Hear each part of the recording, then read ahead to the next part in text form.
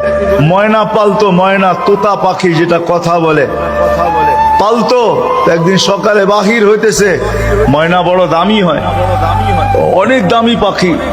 তো বাহির হইতেছে, তো ময়না জিজ্ঞাসা করতেছে মালিক কোথায় যাবে? শিকার খেলতে যাব, শিকার জঙ্গলে। আমার ভাইদের সাথে দেখা হলে আমার একটা সালাম দিও। তো যখন জঙ্গলে ঢুকছে, তো যে দেখতেছে কতগুলা ময়না ডালে বসা আছে। তো নিজের ময়নাটার সালামের কথা মনে উঠছে, তো ডাক দিয়া কইতেছে, শোনো, তোমাদের মতো একটা ময়না আমার বাড়িতেও আছে,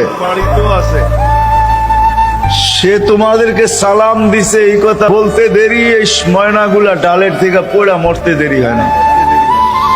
তার মন খারাপ হয়ে গেছে যে ওর সালামে এমন কি বিষ মিশানো ছিল যে এত দামি দামি 12-13টা ময়না মরে গেল। তো শিকার না খেলেই বাড়িতে চলে আসছে। তো ময়না জিজ্ঞাসা করছে, মালিক এত তাড়াতাড়ি ফিরলে, হাতে তো কোনো শিকার দেখি না।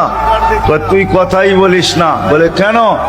তোর সালামে এমন কি বিষ ছিল যে তোর সাথীদেরকে সালাম দিতে দেরি, একটু মরতে দেরি হয় নাই। এই কথা বলতে দেরি, নিজেরটাও মরতে দেরি হয় না, ওইটার সাথে সাথে মরে গেছে।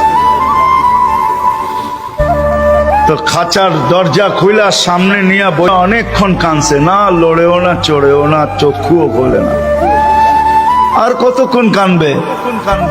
বস ওইখানে তো ওইখানে লাইখা যে উঠা দাঁড়াইছে ময়না, বাস উড়া চালে বসা গেছে।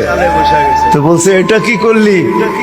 আমার বন্ধুরা আমাকে খবর দিছে, দেখ আমাদের মতো যদি বাগানে বাগানে ঘুরতে চাস তো মরার আগে একবার মরার ভান করে দেখ, তুইও আমাদের সাথে উঠতে পারবি, জঙ্গলে জঙ্গলে ঘুরতে পারবি। ওইটা মরা ছিল না, ও আমাকে চিঠি দিছে, চিঠি বার্তা দিছে।